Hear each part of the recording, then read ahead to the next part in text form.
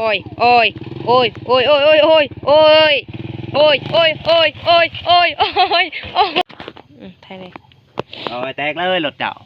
ใช้แต่อยู่ใส่เลยแตกเลยนี่ตัวนี้ก็หักเลยตัวนี้ใส่ไม่เนาะพี่น้องสบายดีพี่น้องมื้อนี้ก็ได้มาหาบ่าวพวงคือเก่าเนาะนี่เห็นลูกคนนี้เนาะโอ้ลูกคนนี้เลาะเลยเฮ็ดอีหยังเลยเฮ็ดหยังสบายดีเบิ่งสบายดีบ๊ายบายไปใช้เลยไปใช้เลยมาหาเพิ่นอีกเนาะเพิ่นเฮ็ดหยังเด้อยู่เฮือนบ่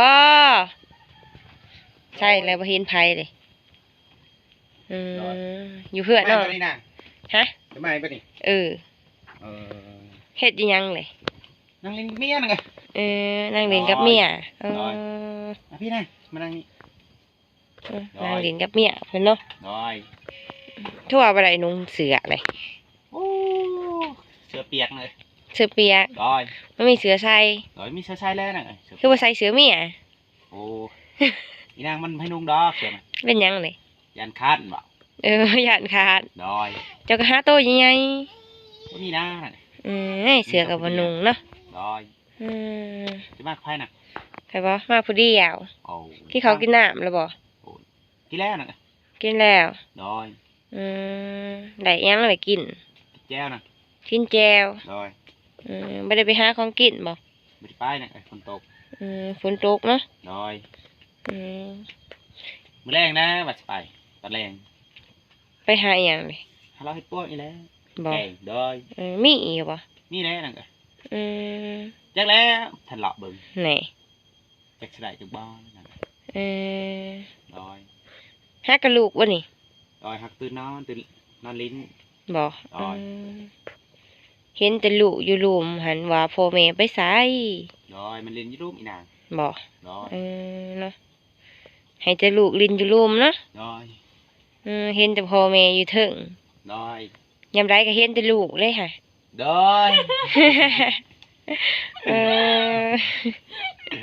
อันนั้นน่ะเขาจะขับรถเจ้านั่นน่ะฮะขับรถอย่าขับรถคือว่าอย่าขับรถเลยอย่าขับแล้วอยากแอบรถอยากเป็นขับรถอย่าแอบรถสิแอบบ่เลยแอบแล้วยืมแน่รถเจ้าสิยืมรถคอยเอาก็แอบรถแล้วสิเป็นยังสบายเปลี่ยนกันขับหน้าหนังเนาะเขาเนาะเปลี่ยนขับกับเมียเห็นบ่เมียเป็นหรือบ่มันก็บ่ทันเป็นเลยบ่ทันเป็นคอยกันหน่อยนึงคอยเป็นหน่อยนึงสิแอบให้เป็นคักๆบ่ให้เป็นแล้วน่ะสบายสิแอบบ่นี่สิแอบรถจะได้สิแอบรถบ่นี่ว่าสิแอบตอนนี้รถบ่แอบเลยน่ะเอาแอบเลยหันรถคอยนี่บ้านน่ะหันเจ้าสิเป็นบ่น่ะบ่จักแล้วลองเบิ่งบ่าวพวกสิแอบรถเนาะไผล่ะสิครึ่งให้เจ้าฮะให้เมียเบิ่งลูกก็อยากคืนบ่จักฮะโอ้ยแกเจ้าบ่ขี่ได้แก่เพราะบ่เป็นได้แก่เพิ่นสิแอบรถเนาะทางมาจับให้เฮาในที่น่ะพุ่นเมียเพิ่นสิจับให้เนาะเฮ็ดได้น่ะเห็นขี่นี่เอาคือรถแล้วเบิ่งน่ะจะเคยขับบ่เห็นอันนี้ก็ได้น่ะนางน่ะอย่าล้มเด้เบิ่งลูกเอาลูกเป็นดอกนี่เนาะบ่แม่นติแน่นั่นจะย่านล้มบ่จะเฮ็ดนั่นน่ะตีนบ่ถึงนี่น่ะเอาล่างขึ้นถึงบ่ฮะเฮ็ดอันนี้แหละอยู่เบิ่งน่ะไปเป็นบ่เลขบ่ออกบ่จักนั่นออกแล้วน่ะออกแล้วโอ้ยตายเนาะพี่น้องขนาดแอบยังว่าจะอยู่แห้งขี้ขนาดแอบแล้วเป็นแล้วนี่เลยเนาะเพราะว่าอยู่เทิงนะบ่รอดดอกค่ะรถหนังเนาะเบิ่งเด้อลูกเจ้าค่ะขึ้นบ่น่ะขึ้นบ่บ่ขึ้นบ่ขึ้นน้องยันตกขึ้นอยู่หลังโอ้ยพอกำลังแอบรถสตาร์ท อืม ห่านไม่ใช่สตาร์ทนะ ทางนี้ ทางนี้บ่ เออ เออ โอ้โอ้ระวังเลยระวังเลย โอ้ เออ พยานนั่นน่ะ อย่าเสียงมันว่ะ บริการลมนะ เอออ่ะบอสตาร์ทเอาล่องก่อน อันนี้ อยู่ก่อน จับ เอา น่ะ กอดเด้อลูกจ้ะฮะเอ้ยเนาะเป็นอยากขับรถ เอา เนาะ ขึ้น พี่เนาะ บนตีนนี่น่ะ สุดเจ้านะ โอ้ เออพูนเออเออ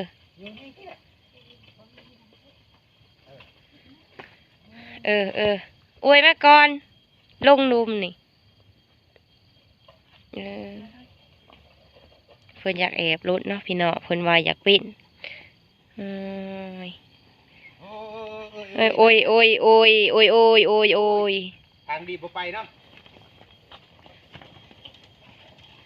โอ้ พ ย ยานนั่นน่ะคอยชุกเลยน่ะ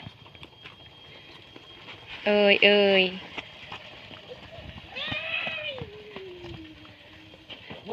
เอ้ยเอ้ยเอ้ยเอ้ยเอ้ยโอ้ยระวังดีระวังดีเอ้ยเนาะ เอาอีกนะเอาบาทหนึงเอาอีกบาทหนึง สิเป็นบ่ข่อยว่านี่ เป็น ก็ว่าสิหยังเนี่ยนี่ เป็นได้น่ะไป เนาะ เอาขึ้นมาทางตีนนี่ มาท่านเอาคืนไปก่อนให้มันซื้อก่อนจะเอาคืนเออ สิงกันเนาะไอ้จัก10 รอบนั่นนังเนาะ โอ้ยโอ้ย เอาที่อยู่ที่หนังโอ้ ยันแม่จะเมื่อยแล้วฮะ สิเป็นบ่อนี่นี่ ข่อยว่าแม่จะเมื่อยเลยสตาร์ทเบิ่งฮะ สตาร์ทเอานังเนาะ เออลองเอ้ยโอ้ยโอ้ยโอ้ยโอ้ยโอ้ยโอ้ยโอ้ยโอ้ยโอ้ยเบิ่งเด้อลูกหันเด้อโอ้ยโอ้ยโอ้ยเนาะโอ้ยโอ้ยหันพูนโอ้ยโอ้ยลูกหันนะเอาออกลูกอยู่ก้อนหันโอ้ย โอ้ยโอ้ยโอ้ยโอ้ยโอ้ยโอ้ยโอ้ยโอ้ยซ้ำเขาเนี่ยโอ้ยโอ้ยโอ้ยโอ้ยเอ้ยเกือบแล้วตากล้องเอ้ยบ่รอดเนาะใครว่าค่ะ บ่เป็นดอกนี่ยังเอ้ย โอ้ยเนาะพี่น้องเอ้ยบ่รอดเลยโอ้ยโอ้ยโอ้ยโอ้ยโอ้ยโอ้ยโอ้ยโอ้ยโอ้ยโอ้ยโอ้ยโอ้ยโอ้ยโอ้ยโอ้ยโอ้ยโอ้ยเบิดแล้วรถแหละโอ้ยบลอดเลยเนาะพี่น้อง โตายแล้วนี่นะนี่โอ้ย เอ้ยเนาะจอดก่อน แม่นออกเลยนะ บอก เพเร่รถเจ้านี่ เอ้ยเนาะบลอดแล้วเนาะ จะหายเขาด้วยนะ เคยว่าเจ้าแห่งกลัวเมียเจ้าอีกได้นี่ อุ้ยเจ็บตีนนั่นก็เจ็บตีนนั่นก็โอ้ เออโอ้ยบลอดแล้วเนาะพี่น้องเรียบร้อยเลยแวนรถเจ้า เป็นได้เลย อีออกเลย ไทยเลย โอ้ยแตกเลยรถเจ้า ใช้แต่อยู่ใส่เลย แตกเลยนี่ เออ ตัวนี้ก็หักเลยตัวนี้ ใส่นี่เอ้ยเนาะพี่น้อง